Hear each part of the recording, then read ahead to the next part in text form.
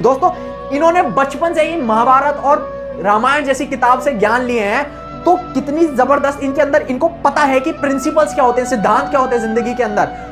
इनको पता था कि ये कभी भी ना किसी भी लेडीज का, चाहे वो दूसरे धर्म की हो या दूसरे जात की हो या किसी भी कोई उस पर अत्याचार कर रहे हो, तो ये सहन नहीं करते थे उसके ऊपर बिल्कुल भी। दोस्तों ये स्त्री, किसी भी स्त्री के प्रति बहुत ज्यादा इज्जत रखते थे उसके लिए, ठीक है। और यही गुण ये कूट कूट कर अपने सेना में हर किसी को सिखा दिया था। एक बार एक छोटी सी कहानी और बताना चाहूंगा। एक बार ना शिवाजी महाराज के किसी सैनिक ने किसी एक स्त्री का अपमान कर दिया था, अपमान कर दिया था, और उसका क्या करा, उसका अपमान करने के बाद वो स्त्री का जैसे तैसे शिवाजी महाराज को पता लगा, शिवाजी महाराज ने तुरंत उसको चौराहे पे रखकर उसके हंटर पड़वाए, कोड़े पड़वाए और उसकी गर्दन उड़वा डाली।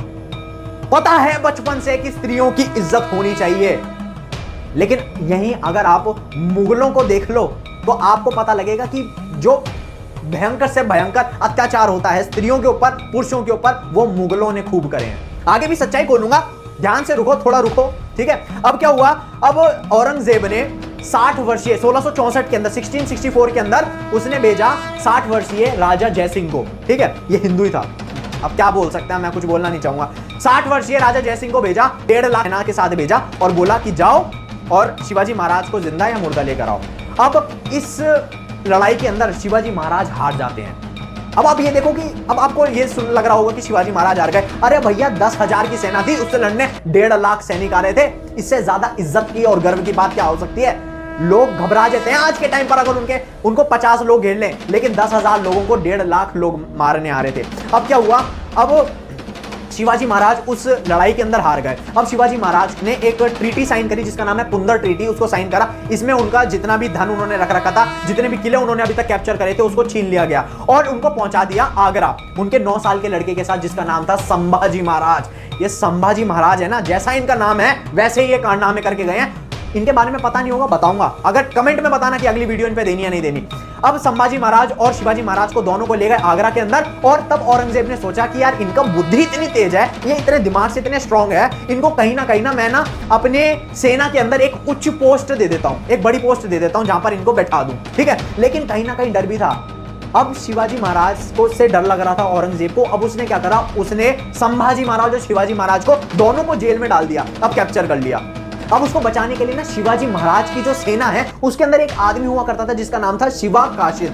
दोस्तों ये शिवा काशिद इतना जबरदस्त इंसान था, इसकी ना जो बिल्कुल शक्ल है वो बिल्कुल सेम टू सेम ना शिवाजी महाराज की तरह लगती थी। ये एक तरीके से शिवाजी महाराज का डुप्लीकेट था। अब इसने क्या करा, रात के समय अब शिवाजी महाराज ने ना अपना बहाना बनाना शुरू कर दिया। उन्होंने बीमारी का अपना बहाना बनाया और बोला कि मुझको फल फ्रूट और मेरे को भगवान का जो प्रसाद है वो मुझको चाहिए मेरे गुरुओं से आशीर्वाद के रूप में, ताकि मेरा जो बुखार है वो जल्द से जल्द खत्म हो जाए।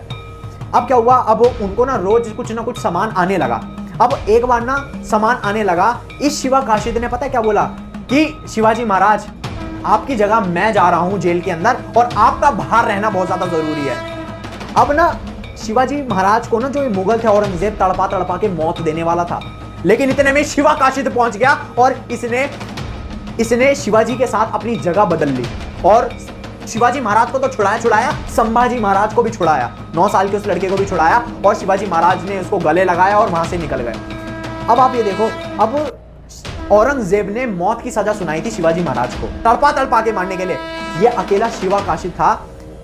इसको जब देखा तब उनको कहीं ना कहीं शक हुआ कि ये शिवा काशिद लग तो नहीं रहा है कि शिवाजी महाराज है। जब ध्यान से देखा तब इसको पता लगा कि डुप्लीकेट है और तब उससे पूछा गया कि तुझको डर नहीं लगा कि अगर तू शिवाजी महाराज के साथ अपनी जगह बदल रहा है तो तुझको डर नहीं लगा कि औरंगजेब कितना ज्यादा क्रूर इंसान है, कितना तड़पा तड़पा के मारेगा। तो शिवा काशिद पता है क्या बोले, ये मातृभूमि मेरी है, ये देश मेरा है और ये भगवा हमेशा मेरा है और मेरा ही रहेगा, चाहे इसके लिए मुझको तड़पना पड़े, चाहे मुझको अपनी जान गंवाना पड़े, ये हमेशा लहराता रहना चाहिए। अब दोस्तों अकेले शिवा काशिद ने वो नाम का तो डुप्लीकेट था लेकिन अंदर से इतना बड़ा वीर योद्धा था, अकेले ने ही कम से कम 100-200 मुगलों को वहीं ठिकाने लगा दिया, लेकिन आखिरी में मारा भी गया। दोस्तों ये जो शिवा काशिद थे ये भी हमारे सैन समाज से थे। दोस्तों थोड़ा गर्व आज काफी ज्यादा हो रहा है। दोस्तों ऐसे लोग हैं, इनके बारे में हमें क्यों नहीं पढ़ाया जा रहा है, हमें सिखाते हैं औरंगजेब के बारे में, इस पे भी मैं आऊंगा। पहले पूरी शिवाजी महाराज की कहानी कंप्लीट करूं। अब दोस्तों 1670 के अंदर शिवाजी महाराज ने खूब सारी लड़ाइयां करी और खूब सारी लड़ाइयां जीती भी, और काफी बड़ा भारत का टुकड़ा जो था उन्होंने कैप्चर कर लिया मुगलों से। अब दोस्तों 1671 से लेकर 1674 तक उन्होंने, औरंगजेब ने खूब सारी कोशिशें करी कि वो शिवाजी महाराज को किसी ना किसी तरीके से पकड़ पाए, उसको मार पाए, उसको पकड़ पाए, लेकिन उसने खूब प्रयास करा, लेकिन वो शिवाजी महाराज का बाल तक नहीं बांका कर पाया। अब दोस्तों 6 जून 1674 के अंदर पहली बार किसी हिंदू राजा का हिंदू रीति रिवाजों के साथ उसका राज्याभिषेक करा गया था, जिसके अंदर तिलक, जनेयू और मंत्रों के उच्चारण से उसका राज्याभिषेक करा गया। शिवाजी महाराज कभी भी किसी का भी ना धर्म से उसको बांटते नहीं थे। उनके यहां तक कि उनकी सेना के अंदर काफी सारे बड़े जो ऑफिसर्स हुआ करते थे वो मुस्लिम्स हुआ करते थे, लेकिन भरोसेमंद होते थे, ठीक है। और अब ये चीज समझो कि शिवाजी महाराज ने शुरू जब करा था तब उन्होंने केवल 4 फोर्ट और 2000 सैनिकों के साथ अपनी लड़ाई शुरू कर दी थी। जब वो आखिर में जब वो खत्म हुए तब उनकी जो सेना की संख्या है वो करीबन 1 लाख हो गई थी, और उन्होंने तब तक 300 फोर्ट्स, 300 किले कैप्चर कर लिए थे। दोस्तों ऐसी आत्मा कभी मर नहीं सकती, वो हमेशा हमारे दिल में जिंदा रहेंगे। लेकिन सबसे बड़ी आज बदकिस्मती, सबसे बड़ी विडंबना यह है कि आज हमारे देश के जो बच्चे हैं, जो यूथ हैं, वो इनको इतनी रिस्पेक्ट दे नहीं रहे हैं जितनी इनको मिलनी चाहिए। केवल महाराष्ट्र के लोगों का दायित्व है कि वो शिवाजी महाराज की इज्जत करें। और दोस्तों इसमें ना हमारी गलती नहीं है, मैं सच्ची बता रहा हूं, इसमें यूथ की गलती नहीं है, इसमें गलती है सारी की सारी हमारे एजुकेशन सिस्टम की। आज मैंने ना अपने छोटे भाई बहनों की किताबें पढ़ी, और जब मैंने उसमें देखा उसके अंदर बता रखा था द ग्रेट अकबर, ठीक है, मुगल एम्परर, दिल्ली सल्तनत। अरे भैया तुम इनके बारे में क्यों समझा रहे हो? अकबर, ग्रेट अकबर, अकबर महान था। चलो अकबर की सच्चाई खोल देते हैं। अकबर ने लाल किला के पास में एक मीना बाजार लगता था, ठीक है, उस मीना बाजार के अंदर वो क्या बोलता था कि अपने सैनिकों को बोलता था कि हर कोई ना वो बाजार लगाएगा, वो बाजार केवल लेडीज ही लगाएंगी, मतलब जितने भी उसके सैनिक है वहां पर केवल महिलाएं होंगी, और वहां पर वो उनके साथ कुछ भी बदतमीजी कर सकता है। मतलब बदतमीजी तो क्या ही होता था, वहां पर वो उनको ले जाता था जो उनको पसंद आती थी। अपने हर एक सैनिक को बोल रखा था उसने। और एक राज आज आपको खोल देता हूं अकबर का। अकबर को मान बोलते हैं ना, गद्दार था अकबर। अकबर ने क्या करा था, अकबर की लड़ाई हुई थी एक हेमू नाम के राजा से, ठीक है। उस लड़ाई के अंदर वो हेमू राजा अकबर से हार गया था। अब अकबर ने क्या करा, उसकी सेना में से ना मुस्लिम सैनिक और हिंदू सैनिकों को अलग करवा दिया था। और उसने पता क्या बोला था, उसने बोला था कि ना मेरे को गाजी की उत्पादी चाहिए। अब गाजी कौन होता है वो मैं आपको बताता हूं। उसने हिंदुओं को अलग करवाया जितने भी सैनिक थे, और हर किसी का गला कटवा दिया, और गला कटवा के उनका एक किला खड़ा कर दिया, खंडर बना दिया, एक किला खड़ा कर दिया। उनकी गर्दन, उनके आज भी उसको स्कल टावर नाम से जानते हैं। और गाजी का मतलब ये होता है कि जो काफिरों को मारता है, यानी दूसरे धर्मों के लोग को मारता है। दोस्तों आज हम अकबर को महान बोलते हैं, लेकिन अब अब्दुल कलाम जैसे कुछ मुस्लिम इतने बढ़िया हैं। अगर भैया हमको सही डायरेक्शन तो दो, हमको सही चीज पढ़ाओ तो सही। आज मैं आप सबको ये बोलना चाहूंगा कि अगर आपका भाई बहन है, या अगर आपके बच्चे हैं, या अगर आप अभी स्कूल में हो, या अगर आपके बच्चे ये वीडियो देखते हैं, तो मेरी आपसे हाथ जोड़कर विनती है कि अपने स्कूल के अंदर अपने टीचर से सवाल पूछ लो कि अकबर महान था तो शिवाजी कौन थे, महाराणा प्रताप कौन था। अभी भी आप इंडिया गेट के सर्कल पे घूम जाओ, वहां पर आपको औरंगजेब रोड मिल जाएगी, वहां पर आपको अकबर रोड मिल जाएगी, वहां पर आपको मानसिंह रोड तक मिल जाएगी, लेकिन महाराणा प्रताप रोड नहीं मिलेगी। क्या कहां जा रहा है हमारा देश? आज वो ऐसे निर्दयी लोगों से सिखाना चाहते हैं अपने बच्चों को लाइफ लेसन, या ऐसे महान लोगों की बातें बतानी चाहिए। दोस्तों मेरे को बहुत ज्यादा दुख होता है कि आज हमारे बच्चों को एकदम गलत ज्ञान दिया जा रहा है, एजेंडा दिया जा रहा है, और एजेंडा चल रहा है भारत के अंदर कि हमारी संस्कृति को किसी ना किसी तरीके से तहस नहस कर दिया जाए। और मैंने ना एक चीज देखी, मैंने जब गूगल पे सर्च करा, वहां पे पराजित मैंने एक शब्द सर्च करा, और उसके अंदर मैंने देखा कि पराजित शब्द के नीचे पता है डेफिनेशन में क्या लिखा था, कि जिस तरीके से अकबर ने हल्दी घाटी के युद्ध में महाराणा प्रताप को हराया था। आपके सामने अभी डॉक्यूमेंट दिखा रहा हूं, ये देखो डॉक्यूमेंट, इसके अंदर साफ साफ लिखा है कि राजस्थान सरकार ने साफ साफ बोला है कि महाराणा प्रताप हारे नहीं थे, उनको 7 गहरे घाव लगे थे।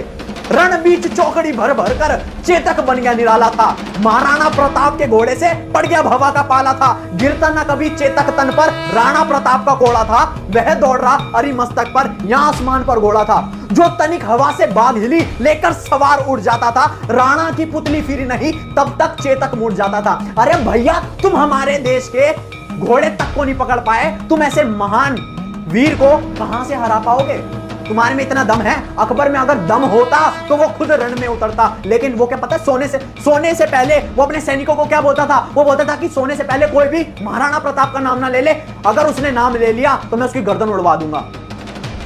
इतना खौफ खाता था वो महाराणा प्रताप से। महाराणा प्रताप एक पूरी किताब है वो, उनसे हम क्या कुछ नहीं सीख सकते। और आज के टाइम पर ना हम बच्चे हैं ना, हम ना अपने धर्म के ऊपर ही शक कर लेते हैं। हम सोचते हैं कि भाई हमारा जो धर्म है यानी सनातन धर्म है वो बहुत ज्यादा पता नहीं क्या है, क्या चीज हो रखी है, ये बहुत ज्यादा पुराने जमाने की सोच है। अरे भैया हमारा धर्म इतना एडवांस है, आज किसी भी देश के न्यूक्लियर पावर प्लांट पे चले जाओ, जहां पर न्यूक्लियर वेपन बनते हैं वहां पे चले जाओ, उसकी जो शेप है वो हमारे शिवलिंग की तरह है। ठीक है, और आपको एक छोटा सा नमूना आज दिखा देता हूं। इक्विनॉक्स जानते हो क्या होता है? नहीं जानते होंगे, मेरे को पता है ज्यादातर लोग। इक्विनॉक्स होता है जब सूरज की रोशनी सीधी अर्थ के ऊपर पड़ती है, अर्थ के इक्वेटर पे पड़ती है। इक्वेटर यानी अब आपके सामने फोटो नजर आ रही होगी, इसमें देखो जब अब ये इक्विनॉक्स है, इक्विनॉक्स के अंदर इक्वेटर पर सूरज के दो टाइम आती है, यानी 21 मार्च आती है और 23 सितंबर। इन 2 दिन के अंदर, साल के अंदर ये 2 दिन आते हैं जब सूरज की रोशनी बिल्कुल स्ट्रेट इक्वेटर पर पड़ती है। अब आपको पता है भारत के अंदर कुछ मंदिर ऐसे हैं जिनको ऐसे डिजाइन करा है,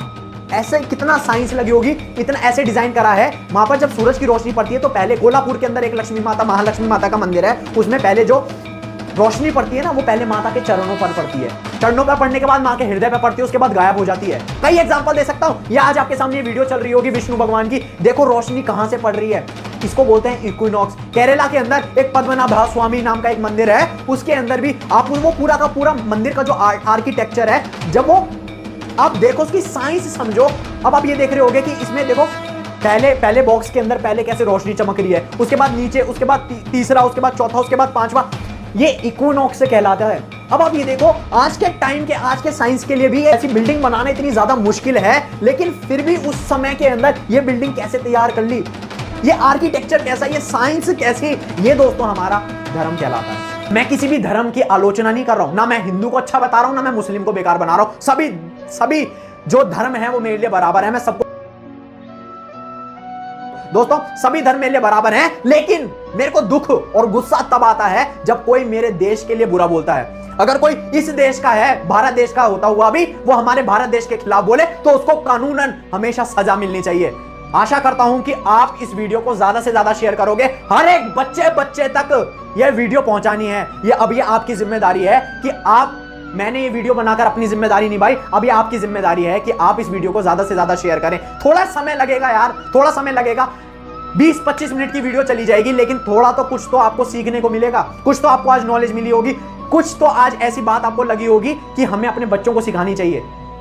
दोस्तों अगर आपको ये वीडियो पसंद आई तो आप इस वीडियो को लाइक, शेयर एंड सब्सक्राइब करें, और इससे ज्यादा मेरी आपसे कोई भी रिक्वेस्ट नहीं है, आप इस वीडियो को ज्यादा से ज्यादा शेयर करें। आज इसको भारत के ट्रेंडिंग में अगर आप ला सकते हैं, आप में सबसे ज्यादा ताकत है, अगर आप ला सकते हैं तो इसको भारत के आज ट्रेंडिंग वीडियो के अंदर लेके आइए।